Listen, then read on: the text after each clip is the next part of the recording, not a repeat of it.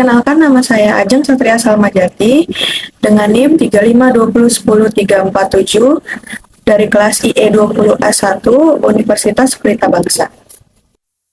Di sini saya akan menjelaskan materi dari mata kuliah Kapitas Recta yang berisi 4 topik pembahasan, yaitu Some Human Aspect Organizing, Otoritas dan Kekuasaan, Proses Delegasi dan Komite.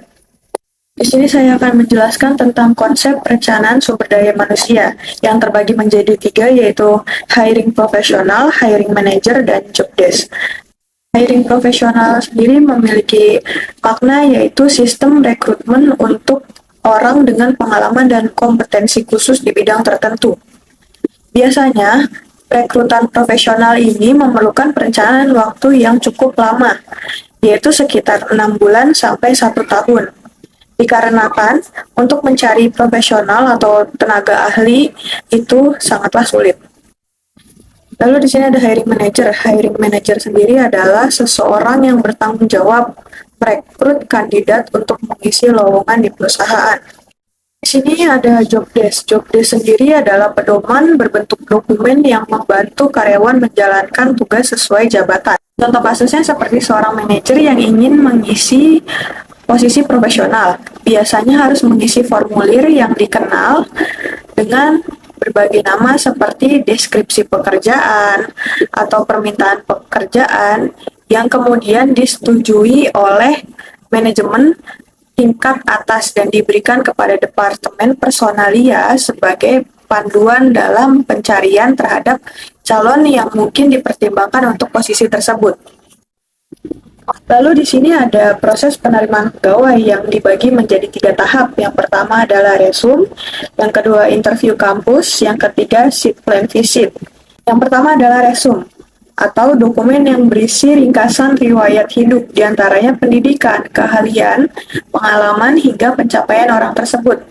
Resume sendiri biasanya mencakup semua atau sebagian hal seperti nama, alamat email, dan nomor telepon, posisi pekerjaan saat ini, atau status seperti mahasiswa yang akan lulus, tujuan pekerjaan saat ini dan jangka panjang, ringkasan pendidikan seperti gelar formal dan pendidikan lanjutan, pengalaman kerja dengan pekerjaan terbaru terlebih dahulu, menekankan pencapaian. Semakin lama Anda keluar dari perguruan tinggi, semakin mungkin ini mendahului pendidikan, publikasi, prestasi penting, dan paten penghargaan signifikan.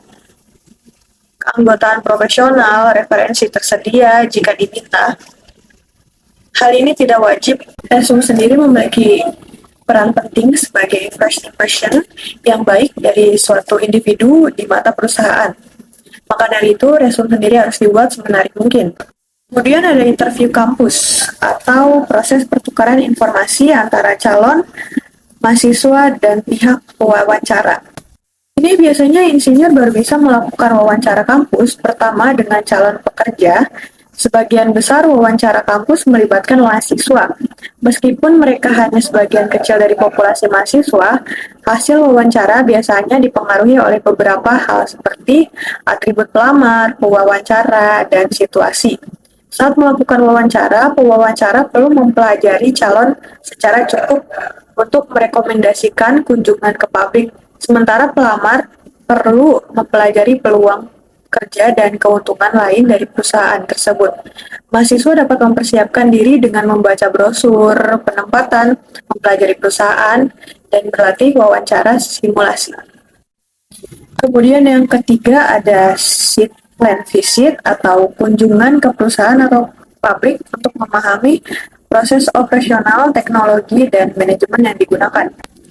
Kunjungan ke lokasi perusahaan atau pabrik merupakan bagian penting dari proses rekrutmen, di mana seorang calon yang dipertimbangkan untuk posisi profesional diundang untuk melihat langsung lingkungan kerja dan proses kerja di perusahaan tersebut. Selama kunjungan ini, calon biasanya diwawancarai oleh beberapa orang staf perusahaan, termasuk atasan langsung atau supervisor yang memegang posisi terbuka yang sedang dipertimbangkan. Selain wawancara, kunjungan ini juga mencakup mengatur area di mana calon mungkin akan bekerja, memberikan kesempatan bagi calon untuk mendapatkan pemahaman yang lebih baik tentang pekerjaan yang akan dihadapi dan menilai kesesuaian dirinya dengan lingkungan kerja dan tugas yang akan diemban. Selain kunjungan ini, calon juga dapat memperoleh informasi lebih lanjut tentang manfaat dan kebijakan perusahaan dari kantor personil perusahaan. Kemudian di sini ada proses penilaian kerja atau appraising performance, yang mana adalah proses terstruktur untuk mengukur dan menilai kerja karyawan. Lalu di sini ada contoh penilaian perusahaan kepada karyawan seperti mencakup keempat faktor, yaitu quality atau kualitas, timeline atau kecepatan waktu, inisiatif, ability atau kemampuan, lalu komunikasi.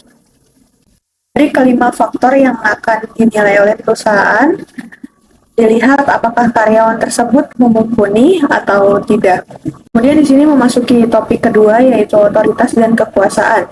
Yang pertama ada otoritas formal atau kekuasaan yang sah, hak berdasarkan posisi seseorang dalam sebuah organisasi untuk mengarahkan kegiatan kerja bawahan. Kita ambil contoh di Amerika Serikat. Otoritas formal atas karyawan perusahaan dianggap berasal dari masyarakat secara keseluruhan.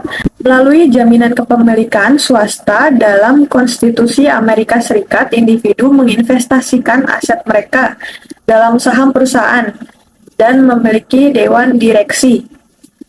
Mendelegasikan kepada mereka hak untuk mengelola aset yang diinvestasikan. Lalu di sini ada sumber kekuasaan, yang mana menurut French dan Riven, sumber kekuasaan dipengaruhi oleh 5 tipe. Yang pertama, kekuasaan sah atau kekuasaan posisi, otoritas. Yang kedua, kekuasaan hadiah. Yang ketiga, kekuasaan paksaan atau hukuman. Yang keempat, kekuasaan ahli. Yang kelima, kekuasaan preferensi. Kekuasaan sah atau kekuasaan posisi otoritas berasal dari penunjukan atau pemilihan seseorang sebagai pemimpin. Kekuasaan hadiah, kekuasaan untuk memberikan hadiah kepada orang lain sebagai imbalan atas kerjasama. Kemudian ada kekuasaan paksaan atau hukuman, berasal dari ketakutan akan hukuman. Yang kemudian kekuasaan ahli, berasal dari kemampuan dan reputasi seseorang.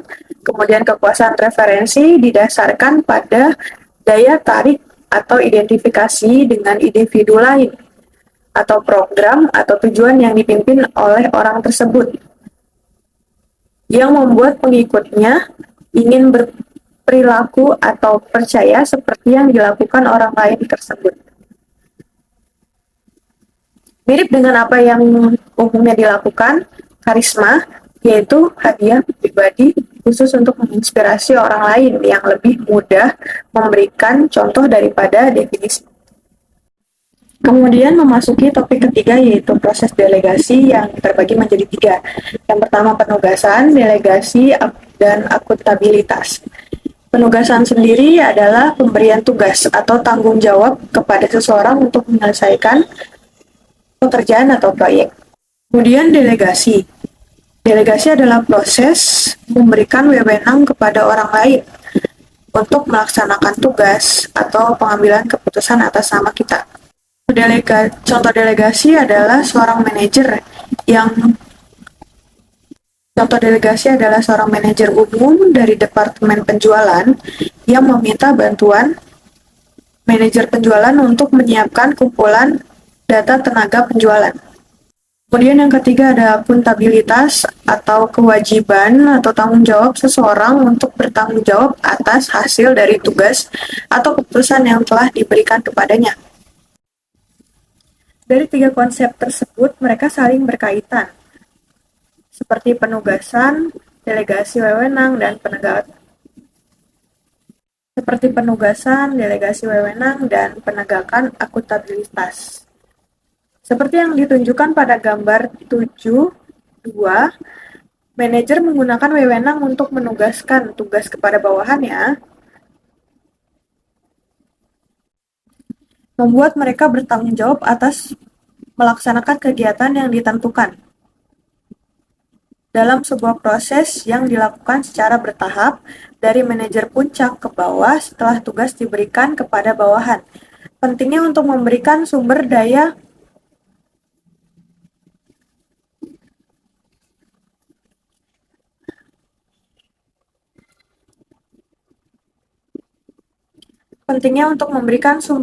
yang dibutuhkan, yang disebut delegasi wewenang, agar mereka bisa melaksanakan tugas dengan efektif. Namun dalam beberapa kasus, terutama dalam manajemen proyek, bawahan mungkin tidak diberikan wewenang yang cukup sehingga mereka harus sehingga mereka harus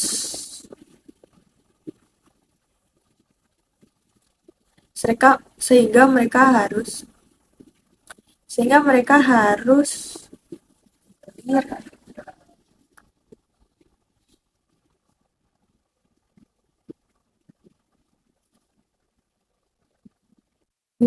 harus mengandalkan pengaruh pribadi atau persuasi. Setelah tugas diberikan dan wewenang didelegasikan, manajer harus memastikan bahwa bawahan bertanggung jawab untuk melaksanakan tugas dan melaporkan kemajuan secara berkala. Manajer masih bertanggung jawab kepada tingkat eksekutif yang lebih tinggi untuk memastikan bahwa tugas tersebut dilaksanakan secara efektif. Dan di sini ada alasan melakukan tindakan delegasi. Yang pertama, meringankan beban kerja manajer.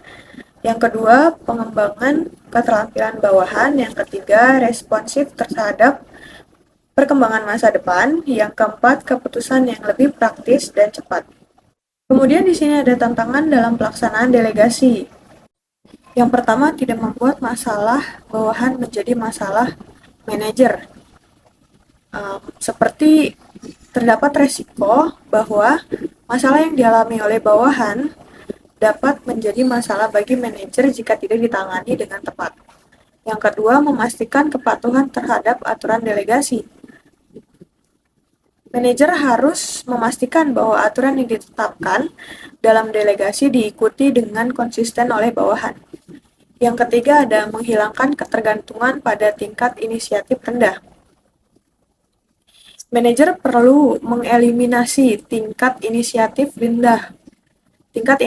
rendah di mana bawahan hanya menunggu instruksi atau bertanya tentang apa yang harus dilakukan dan mendorong mereka untuk mengambil langkah-langkah inisiatif yang lebih tinggi.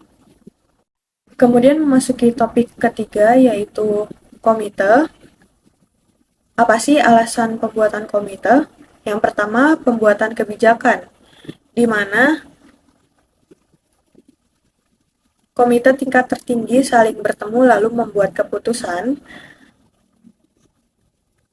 Dengan keputusan operasional, keputusan tersebut seringkali diambil oleh komite eksekutif dan manajemen umum. Kemudian ada representasi atau perwakilan, di mana komite terdiri dari perwakilan dari setiap unit organisasi yang terpengaruh seperti Senat Akademi dan Komite Tenaga Kerja untuk memastikan pendapatan dan kebutuhan unit-unit tersebut dipertimbangkan. Kemudian yang ketiga ada sharing knowledge atau berbagi pengetahuan, di mana ditinjau desain rekayasa melibatkan berbagai ahli untuk memastikan kesiapan desain sistem baru. Lalu yang keempat ada scoring atau kerjasama. Komite pemimpin kelompok dapat mengidentifikasikan masalah yang timbul dari perubahan operasional dan memastikan semua pihak merasa terlibat dalam proses pengambilan keputusan. Kemudian maksud dari pembentukan tim adalah untuk membentuk kelompok kecil orang yang memiliki komitmen pada tujuan, objektif, dan pendekatan bersama untuk mencapai tujuan tersebut. Mereka saling bertanggung jawab untuk mencapai tujuan tim dan biasanya memiliki keterampilan yang saling melengkapi melalui upaya yang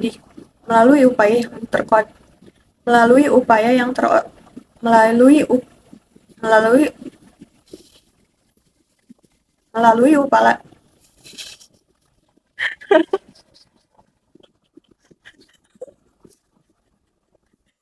dan